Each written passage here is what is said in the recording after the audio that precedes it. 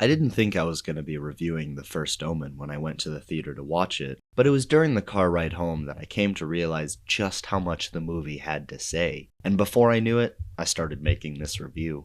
Welcome to Sandwich Reviews. I'm the Talking Sentient Sandwich, and I thought the first Omen was a pretty good watch that has only grown on me as time has gone on. The movie started out with a scene that kind of explains everything going on in the movie, and for most of the runtime, I thought about how much I wished the filmmakers had omitted that scene. But looking back on it, I'm glad they put it in. Not a lot of movies have been able to label themselves as a slow-motion car crash film, where you can feel something bad is about to go down, but there's nothing you can do but watch two forces come crashing together in slow motion across the runtime of the movie. A great example of this is Midsommar. Yet because of that scene in the beginning, the first Omen is one of those movies.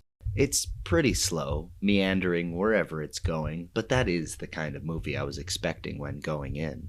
The movie also covers quite a lot of very serious and heavy subject matters, but again, I knew what I was getting into. I wouldn't call it scary, but that heavy subject matter and the gore and body horror are what made the terror in the movie memorable. I've never seen any of the previous Omen movies from the 70s, so a lot of the references to that went way over my head, but for the most part, the film manages to tell a new narrative and stand on its own. Though that doesn't mean the movie is devoid of prequel bait. The cinematography also felt pretty standard, except for a few times where it popped off in the best way possible. Sometimes for only one shot, and sometimes for longer, but those were exceptions, not the whole film. If you're a fan of serious horror movies where the pacing leans on the leisurely side, definitely check out the first Omen. But unless you fit those specific parameters, I'm not sure if this movie is for you.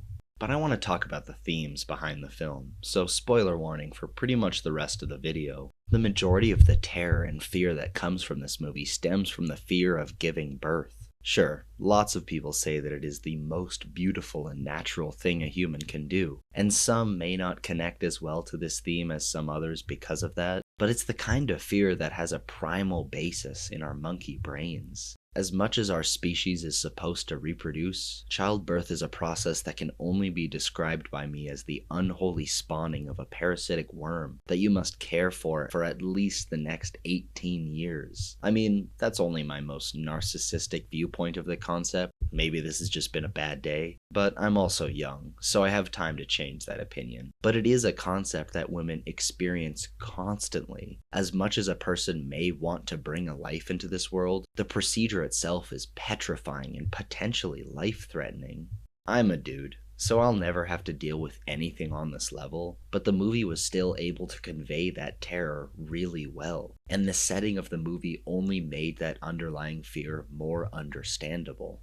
The 70s doesn't seem like that long ago, but as far as medical practices go, it was basically the Dark Ages. Things were infinitely worse much before then, but I would never want to live in that time period simply because of some of the backwards ideas people had, whether it be about medical practices or just the reality that they were living in. We've come a long way, but certain court rulings have set a lot of things back as far as women's health care is concerned, and I love how subtly the movie brings up all of this. If your brain isn't already thinking about it, that theme can go completely unnoticed. Though I doubt you can watch the first Omen and not think about at least a couple of these themes. But let's get back to the movie, because that's what you came here for. Ending with a massive tease to the previous movies in the franchise, I remember thinking how worn out I was for movies teasing potential sequels. It wasn't the kind of movie that organically hinted at future installments in the franchise, but that also wasn't for me. I only realized it was a reference after looking up some information about the movie days after watching it, but I'm still not sure if that ending works even with the knowledge of where the franchise came from. Is this movie going to get a sequel, or is that Damien tease just a full circle moment? I don't know, but only time will tell. Until then, thanks for watching. Make sure to leave a like, subscribe for weekly videos and reviews, and enjoy a delicious sandwich.